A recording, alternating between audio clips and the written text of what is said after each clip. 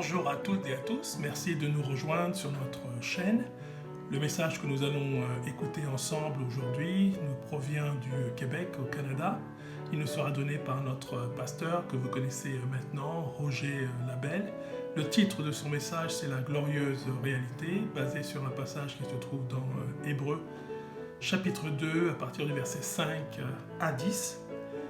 Cette vidéo est disponible sur leur site internet, égliseréalité.com. Nous allons la mettre aussi sur notre propre site internet, lavie-chrétienne.com, que je vous invite à consulter régulièrement.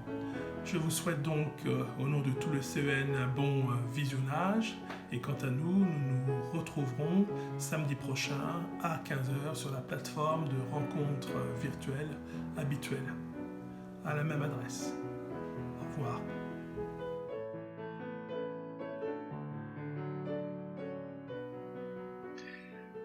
En 2016, donc, on recule juste de 2 années, l'ensemble du réseau routier de la planète représentait 36 millions de kilomètres. Ça, c'est l'équivalent de 47 voyages aller-retour à la Lune. Bon, moi, ça me prend pas grand temps de me rendre là. En général, je fais un voyage direct depuis que je suis petit, je suis un peu lunatique. Mais bon, il devrait dépasser, donc presque doubler, à 60 millions de kilomètres d'ici donc 2050, ce qui représente environ 1903 kilomètres de route, nouvelles routes par jour, ou 1,3 kilomètres d'asphalte neuf à la minute. Donc, est-ce qu'il y a de l'argent à faire dans des compagnies d'asphaltage? Je pense, hein? Et c'est pas prêt de s'arrêter parce que cette course au bitume, qui est en fait inédite là, dans l'histoire de l'humanité, et pour faire un petit jeu de mots, je pouvais pas m'empêcher, nous mène droit dans un cul-de-sac, dans un sens, hein? Surtout au niveau environnemental, parce qu'en général, plus de routes, on dit plus de défrichage, plus d'augmentation du niveau de la chaleur, plus de véhicules à combustion fossile, donc qui polluent. Et la longueur des nouvelles routes d'ici 2050 représente plus de 600 fois le tour de la Terre.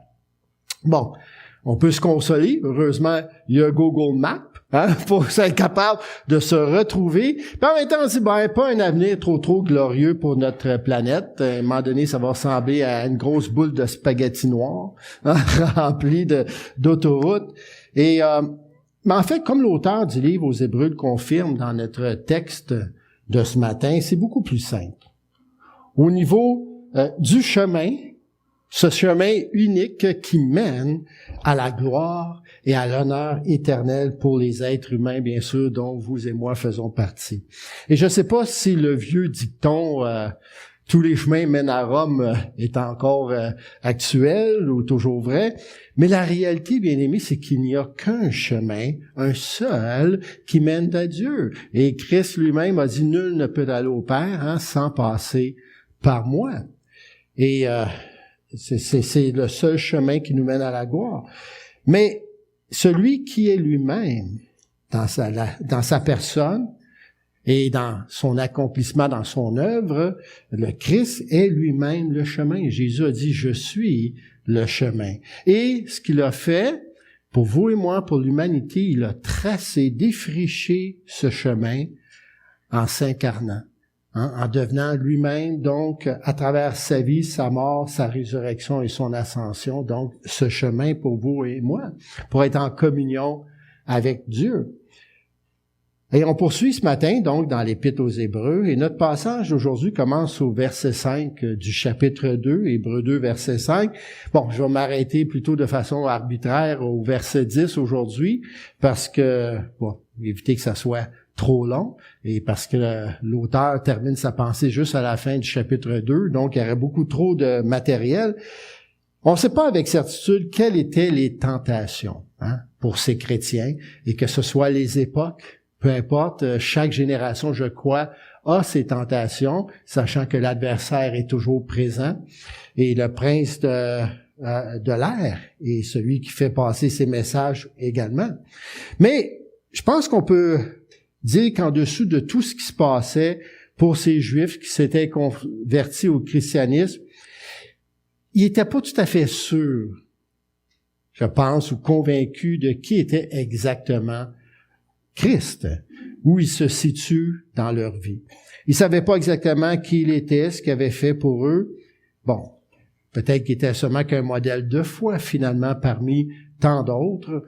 Comment pouvaient-ils le comprendre? À la lumière de leur longue histoire, donc en tant que le peuple de Dieu. Et comme on l'a vu précédemment, les lecteurs de cette lettre aux Hébreux doutaient surtout de la position de supériorité du Christ par rapport aux anges. Et comme on dit, chaque époque a ses ballons et ses choses. À cette époque, chez les Juifs, donc ces rangs de supériorité dans les anges et comment on pouvait, à travers les anges, probablement passer, atteindre certains niveaux, se rendre à Dieu, c'était quelque chose qui était vraiment, donc, qui se discutait.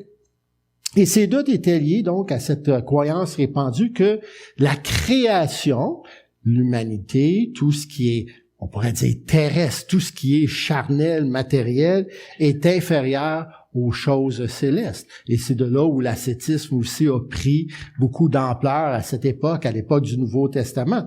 Mais ça fait partie justement de cette dérive dont on a parlé la dernière fois, dont l'auteur avertit les croyants juifs qui sont venus à la foi en Christ. Comment Christ pouvait-il être supérieur aux anges spirituels purs quand lui, il avait un corps terrestre, un corps humain? Donc, les êtres humains sont sûrement plus bas que les anges. Eh bien, pour répondre à cette objection, l'auteur rappelle à ses lecteurs le dessein originel de Dieu en créant l'humanité, la raison pourquoi il a créé l'humanité. Et pour nous, c'est un bonus, voyez-vous, parce que ça nous ramène au centre de notre espérance, de notre raison d'exister, la raison pour laquelle Dieu nous a créés. Et donc, ce faisant, l'auteur entraîne, moi je trouve de façon brillante ses lecteurs dans un regard beaucoup plus profond sur le caractère et l'œuvre du Fils de Dieu lui-même. Et n'est-ce pas ce à quoi on est appelé? À regarder, à connaître davantage, toujours plus profondément, n'est-ce pas? Ce Dieu trine révélé en Christ. Et c'est comme... je l'ai déjà dit, ça va nous prendre l'éternité. Et dans toute l'éternité, on n'atteindra même pas la profondeur, la hauteur, la largeur, la profondeur de ce Dieu tellement extraordinaire. Donc, d'une certaine façon, l'avertissement qu'on a vu la dernière fois dans Hébreux 2, versets 1 à 4, est une parenthèse. Hein? Il a lâché, l'auteur a laissé un petit peu de côté sa pensée et il a donné cet avertissement. Et dans le verset 5, l'auteur poursuit donc sa pensée qu'il avait déjà introduite au chapitre 1, verset 14. Et là, il dit à ses lecteurs que les anges, ces êtres spirituels, sont envoyés pour servir ceux qui sont donc sur le point d'hériter du salut. Donc, ils accomplissent un ministère, ce sont des serviteurs. En d'autres termes, on pourrait dire que les anges ne sont pas plus élevés que les êtres humains. Pourquoi? Parce qu'ils ont été envoyés pour nous servir, pour servir ceux et celles qui doivent hériter de cette merveilleuse œuvre du salut que Dieu a accompli, a fait dans et à travers son Fils Jésus-Christ. Or, au verset 5, donc, l'auteur dit, « En effet, ce n'est pas à l'autorité d'anges que Dieu a soumis le monde à venir dont nous parlons. » Alors, qu'est-ce que ça signifie, ce terme? Le monde à venir, hein? On l'a utilisé beaucoup. Il y en a qui l'utilisent encore beaucoup. Et l'auteur dit, bon, on en parle. Donc, il en a déjà parlé, ça fait partie de son argumentation.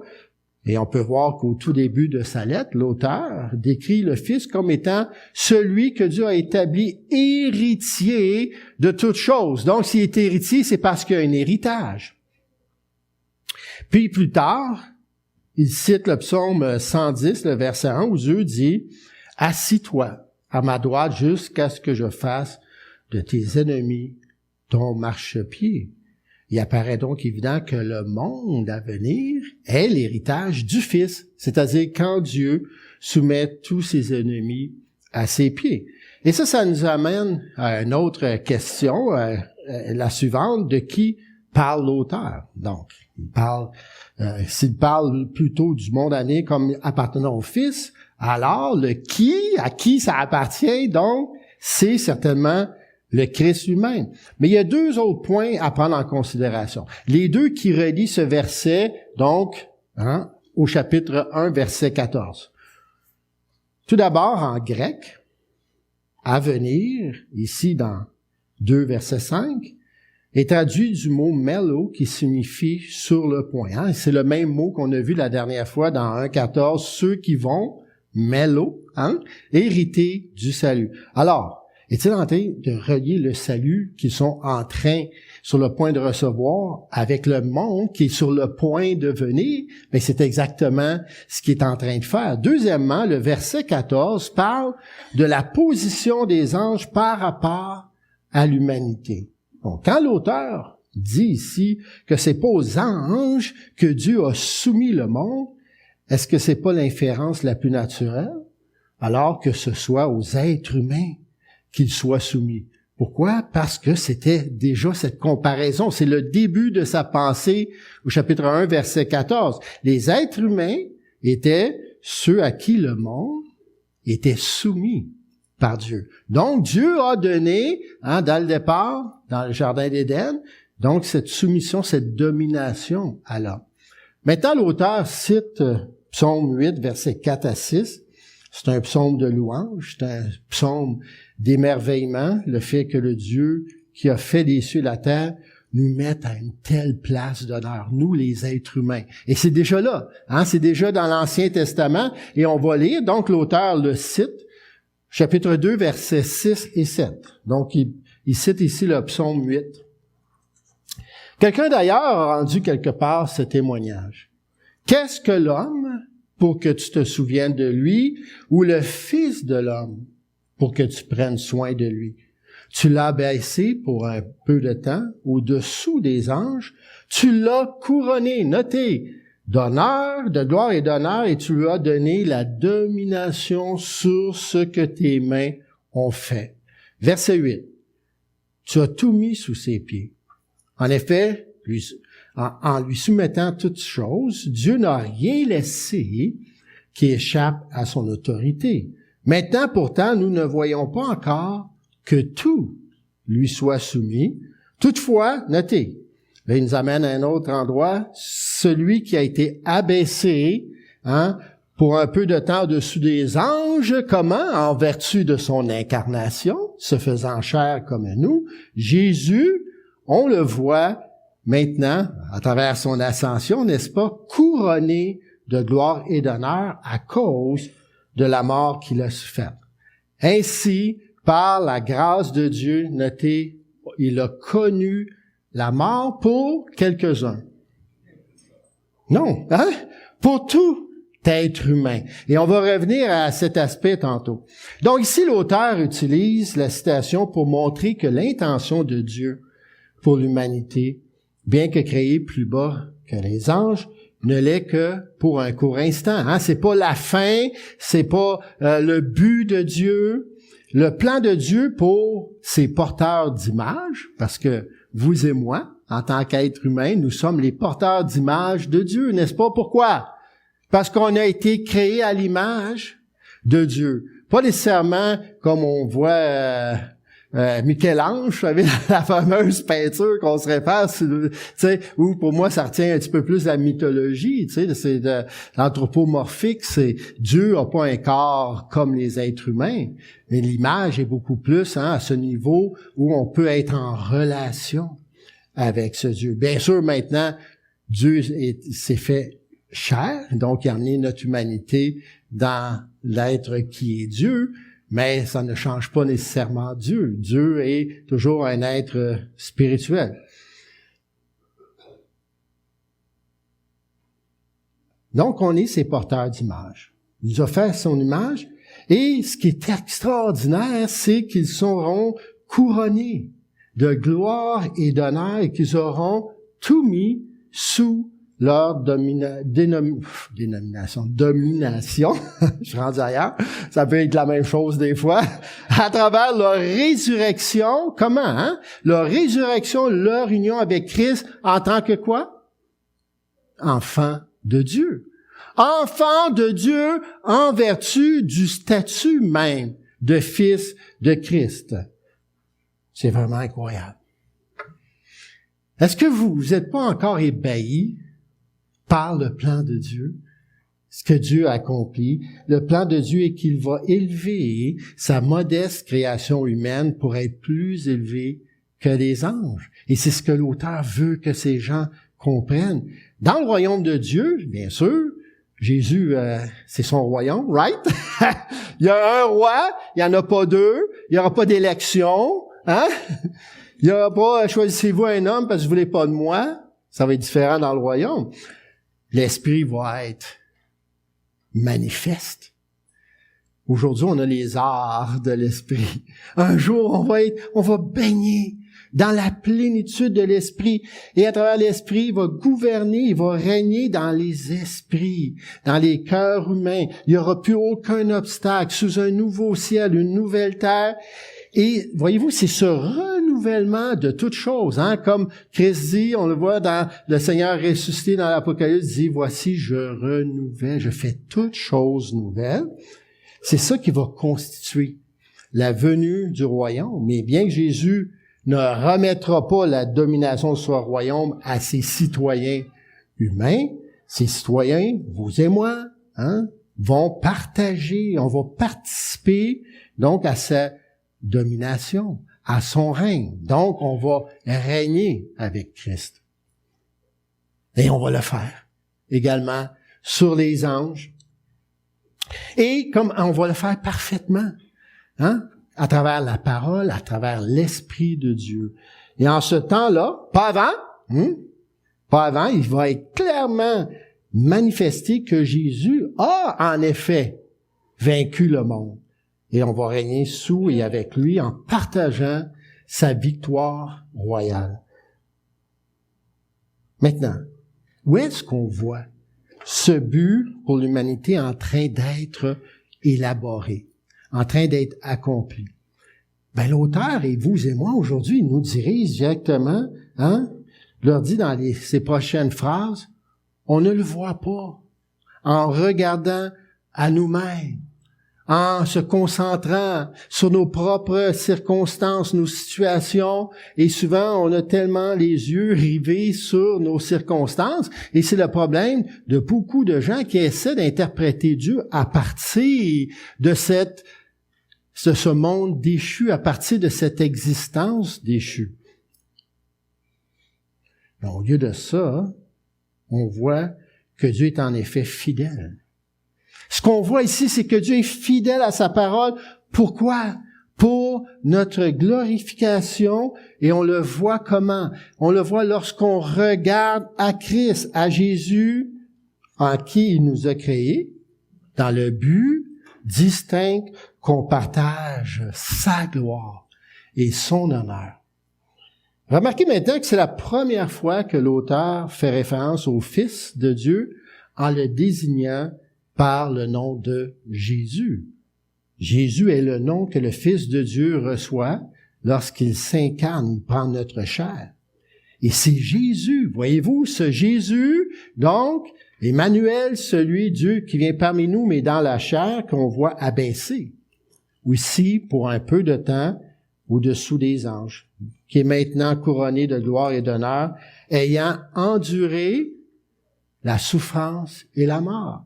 Et chaque fois qu'on communie, on répète justement cette réalité. On se souvient de cette œuvre que Christ a accomplie et qu'il l'a accomplie dans son corps à travers la souffrance et la mort. Et le Fils de Dieu a toujours, bien sûr, de toute éternité été supérieur aux anges, mais maintenant, en tant que le Fils incarné, il est devenu également supérieur en tant qu'être humain. Et il est devenu, pourquoi? Parce qu'il a vécu cette vie parfaite d'obéissance à Dieu et il a été glorifié à travers la résurrection.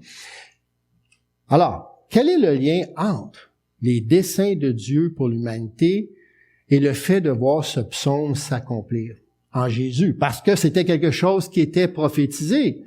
Jésus n'est couronné de gloire et d'honneur que par la mort. Mais son passage par la mort finit par toucher tout le monde. Pourquoi, il nous dit? Afin qu'ils connaissent la mort pour tout être humain. Et d'une manière ou d'une autre, par la grâce de Dieu, donc, Jésus est relié à toute l'humanité de telle sorte que sa mort est directement liée à la nôtre. Et ça, c'est une déclaration étonnante aussi. Et c'est pas quelque chose qui va venir chercher les gens. Et lorsqu'ils ont vu Jésus cloué sur la croix, ils ont dit, c'est pas Dieu. Hein? C'est un échec. Voilà. Il y a rien. Tu sais. Et Dieu dépense la sagesse des hommes, n'est-ce pas? Et il est allé à travers ce qu'on voit, nous, comme la malédiction, transférer cette malédiction en bénédiction. La mort transférée en vie. Verset 10. En effet, celui par qui toute chose existe, voulait conduire à la gloire beaucoup de fils. Désolé, madame. On va revenir à ça tantôt. Partez pas tout de suite. Il lui convenait donc de qualifier parfaitement. Et ça, il y a du stock là-dedans. On va aller vite, là, on peut pas tout déballer. Mais il lui convenait à ce Dieu qui a tout créé de qualifier parfaitement par des souffrances l'auteur de leur salut. Bon, la première chose qu'on veut considérer ici, c'est cette expression « conduire à la gloire beaucoup de fils ». On a vu dans la citation du psaume 8 que l'intention de Dieu pour l'humanité a toujours été glorieuse. Dieu n'a jamais eu un plan, tu sais, à poche. Tu sais, c'est médiocre, tu sais. Non, ici, l'auteur développe ce point, par contre, beaucoup plus en détail. Dieu amène beaucoup de fils à la gloire. Jésus a goûté la mort afin qu'on puisse partager quoi? Sa gloire et sa filiation, c'est-à-dire partager son statut de fils. Il n'y a pas d'autre statut de fils, il n'y en a qu'un. Mais nous, on est intégrés, on est appelés à partager dans son propre statut. Et c'est la raison pourquoi on est des fils, des filles d'adoption. Et c'est la raison pourquoi il utilise le mot « fils ». Pas parce que Dieu est macho, hein? Pas parce que c'est seulement pour le sexe masculin, désolé mesdames, hein? Tant pis vous autres, non? Non, faut comprendre. Il veut insister ici sur le fait qu'il s'agit de la filiation de Jésus lui-même. Est-ce que vous comprenez ça? Nous sommes intégrés au statut de fils. C'est pour ça que ça dérangera plus, à un moment donné, fils-fille. Voyez-vous, dans un monde, il n'y aura plus ce genre-là. Pour l'instant, c'est important. Mais le Fils, dont l'auteur parle depuis le début de cette lettre, nous donne une part de ce qui est à lui. La gloire et l'honneur dont Dieu nous couronne, c'est pas quelque chose que nous, on a mérité, qu'on peut acheter, qu'on peut aller chercher au magasin. C'est la gloire de Jésus même. Il n'y a rien de glorieux en nous, à part Christ qui vit en nous. Donc, il n'y a pas personne qui peut se péter les bretelles. Il peut dire, regardez comment je suis glorieux. Et c'est pas parce que ça chaîne plus sur le coco qu'on a plus de gloire. On a une auréole, mais c'est autre chose. En effet, verset 10 toujours. Puisque celui pour qui et par qui tout existe voulait conduire beaucoup de fils à la gloire, il convenait qu'il porte à son accomplissement, donc par des souffrances, le pionnier, le mot ici est archégos en grec, de leur salut. Ça, je l'ai lu dans la Nouvelle Bible seconde. Dans la Bible Sommaire 21, c'est-à-dire qu'il convenait à Dieu donc de qualifier parfaitement par des souffrances l'auteur, donc archégos, de leur salut, ou d'élever dans la Sommaire à la perfection par ses souffrances celui qui devait, archégos, leur ouvrir le chemin du salut. Voyez, on voit toute la richesse de ce mot. Les traducteurs essaient de saisir tous les sens. Donc, pour amener de nombreux fils à la gloire, Jésus devint le pionnier de notre salut. Et ce mot pionnier, c'est intéressant en grec, donc comme je l'ai dit, c'est archégos, ça peut autant signifier chef de file, auteur, fondateur, précurseur, prédécesseur, ou, ce que j'aime bien, celui qui ouvre large la voie aux autres. Dans ce sens, Jésus est notre pionnier, hein? Il est le premier-né d'entre les morts. Il a tracé le chemin. Il a ouvert grand le chemin. Il ferait un chemin comment? À travers sa propre mort, en connectant sa mort à celle de tous. Pourquoi? Afin d'amener à travers sa mort, nous amener à travers la mort, afin qu'on devienne fils de gloire. On est semé corruptible et on ressuscite incorruptible, parce que c'est en Christ, par la puissance de l'Esprit, que nous recevons cette glorification. Et c'est la raison pourquoi on se tourne vers Jésus, qu'on doit constamment se tourner vers Jésus pour voir les desseins de Dieu pour nous, parce que c'est en lui. Ce n'est qu'à travers lui, en tant que notre pionnier, celui qui nous ferait un grand chemin, que Dieu fait de nous ses enfants. On ne peut pas être les enfants de Dieu autrement qu'en étant en union avec Christ.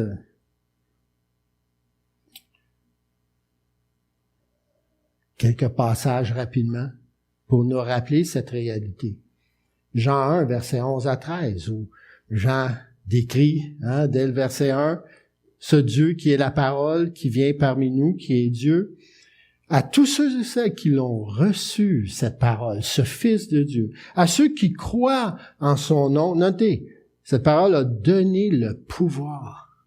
On l'a pas ailleurs, c'est elle qui nous la donne, pas par quoi que ce soit qu'on a fait, On peut pas aller, je sais pas, moi, à une place de comment on appelle ça, in vitro, là, à se faire inséminer spirituellement, tu sais, pour recevoir le salut puis devenir enfant de Dieu. Vous avez qu'à accepter Christ, à croire en son nom, en son évangile, et l'Esprit, et vous unit, vous met en communion à travers le Fils. Galates 3:26, car vous êtes tous fils de Dieu, par la foi en Jésus-Christ. 1 Jean 5:12, celui qui a le Fils a la vie. Celui qui n'a pas le Fils n'a pas la vie, cette vie spirituelle. En anglais, j'aime bien ça. On dit le mot pionnier, on utilise le mot trailblazer. Bon, pas le camion de GM, un gros mammouth, mais en fait qui est fait justement pour aller dans le bois puis avec son 4x4 et ouvrir le chemin. L'auteur utilise à nouveau ce mot archégos. Dans Hébreux 12, verset 2, ou je pense que 2 messages en arrière, pour moi, c'est le verset central. Vous lisez ce passage et déjà là, vous avez tout le sens, l'intention de cet épître. Où il dit, gardons, je vais lire encore une fois de quelques versions de la Bible. Dans la Bible seconde, gardons les yeux fixés sur Jésus, archégos. Voyez-vous, qui nous a ouvert le chemin de la foi. Non seulement il l'a ouvert, mais il la porte à son accomplissement. Le mot en grec, c'est telos, qui l'amène à son achèvement. Et on est heureux qu'il soit fidèle? Dans la version PVV, gardons les yeux fixés sur Jésus. Dans cette course de la foi, il est notre chef de file, archégos, et il nous mènera au but. On a juste à garder les yeux sur le chef de file. Et pas aller dans le fossé à gauche ou à droite. Souvent, on a tendance, les humains, à faire ça. Dans la Nouvelle Bible seconde, les yeux fixés sur Jésus, qui est le pionnier archégos de la foi et qui la porte, donc, telos, à son accomplissement. Et donc, c'est en lien avec ce qu'on a vu la dernière fois, il y a 2 semaines, où le mot grec traduit salut a un sens, voyez-vous, tellement riche et profond. Tout d'abord, il signifie, le mot salut, vous vous souvenez de ça, ouvrir large, rendre spacieux. Et encore une fois, le salut n'est pas quelque chose qu'on fait par soi-même.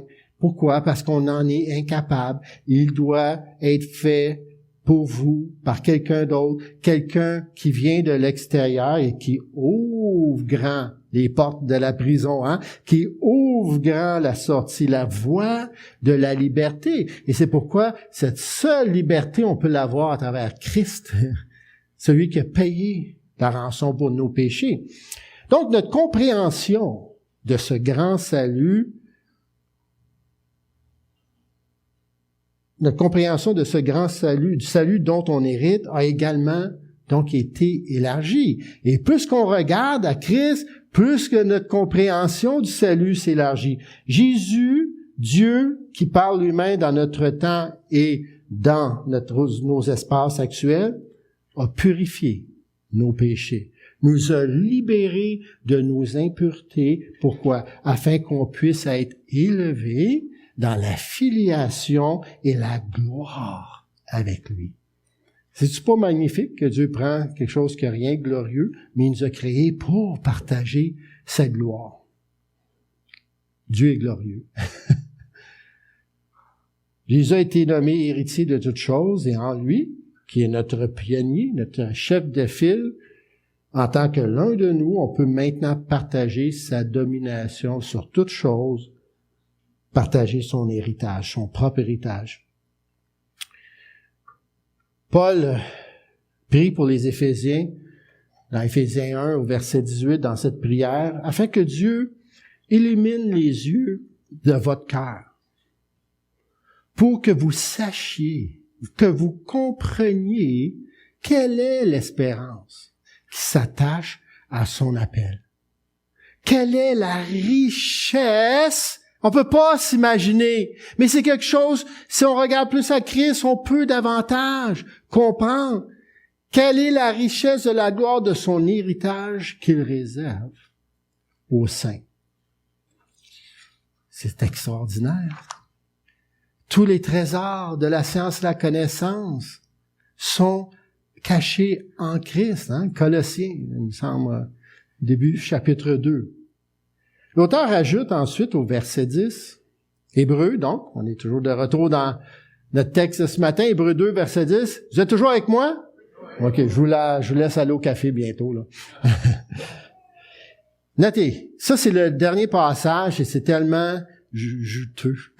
C'est tellement merveilleux spirituellement. Il lui convenait pour ça, donc pour nous emmener à ce statut de filiation, d'élever à la perfection par ses souffrances celui qui devait leur ouvrir le chemin du salut. Jésus est rendu parfait en tant que notre pionnier, en tant que notre chef de file par la souffrance. Et à prime abord, ça peut nous surprendre. Vous savez, l'auteur dit à ses lecteurs qu'il est approprié, c'est-à-dire que c'est divinement convenable. Pour Dieu, c'est convenable, c'est juste que la perfection de Jésus passe par la souffrance. Vous savez, quand Dieu nous a créés, il savait que ce ne serait pas un party. Il était prêt à nous créer dans son amour, sachant que notre rébellion allait signifier que Dieu allait souffrir et qu'elle allait s'incarner pour ça. Et le mot ici, perfection, vient du grec. Telos, encore une fois, c'est le même mot que tantôt, qui signifie accomplissement ou l'achèvement. Donc, Jésus est devenu notre pionnier, parfait et complet par la souffrance. Et la parole maintenant prononcée dans le Fils est amenée à son telos, à son accomplissement dans la souffrance, la mort, la résurrection et l'ascension de Jésus vers le Père. Et c'est bien. Et c'est bon. C'est divinement approprié. C'est divinement convenable. Voilà le Dieu qu'on a. Voilà le Dieu qu'on célèbre. Est-ce ça mérite pas nos actes de louange, nos actions de grâce? L'auteur expliquera plus en détail pourquoi il en est ainsi dans la suite de ce chapitre, donc ça sera à suivre. Mais pour l'instant, ce que j'aimerais qu'on réfléchisse juste avant de clore, c'est au fait qu'en disant que c'était convenable qu'il en soit ainsi. L'auteur dit à ses lecteurs que la souffrance de Jésus n'était pas arbitraire. Le but de sa souffrance n'était pas essentiellement d'être puni en notre nom, et il y en a qui aiment tellement ça que Dieu il aime ça varger sur son Fils. Et c'est ce qui lui plaît dans l'éternité, puis il avait tellement hâte de s'assurer qu'il souffre. Non! Pourquoi? Parce que c'était intrinsèque à l'intention du Dieu Trine de nous élever pour partager sa vie et sa gloire en tant que ses enfants. Et pour Dieu, cette souffrance le glorifie. Pourquoi? Parce qu'il nous fait naître dans sa communion. La souffrance, la mort de Jésus n'était pas un signe non plus qui avait échoué, qui n'était pas ce Jésus, voyez-vous, aussi grand, aussi élevé que les anges, ou qui n'avait aucune gloire. Ah ben, regarde-les, là, hein, ça lui a servi à quoi, là? Tu sais, il est pendu, là, mort. Au contraire, sa souffrance fait partie de sa gloire. Pourquoi? Parce qu'il supporte volontiers et avec joie pour nous donner une part réelle de sa gloire. Et dans Hébreux 12:2, il le dit justement, c'est pour la joie qu'il avait devant lui qu'il a souffert cette mort.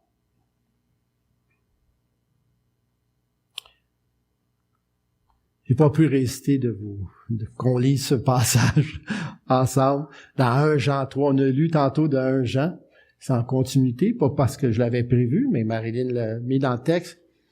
Voyez. Est-ce qu'il peut y avoir quelque chose de concret? Voyez-vous, une expérience. Comme l'article, vous n'avez peut-être pas eu le temps, ceux qui l'ont reçu par courriel, peut-être vous avez lu l'article de M. Williams sur le psaume « Goûtez combien Dieu est bon ». Goûtez et voyez. Et vous pourrez le lire, c'est un excellent article. Mais on peut dire, voyez, goûtez quel amour le Père nous a témoigné pour qu'on soit appelé enfant de Dieu. Est-ce que vous en doutez des fois? Non, ben tant mieux. Tant mieux. Pourquoi? Parce que nous le sommes. C'est la réalité. Et on peut le clamer haut et fort. Je suis enfant de Dieu, par la grâce de Dieu.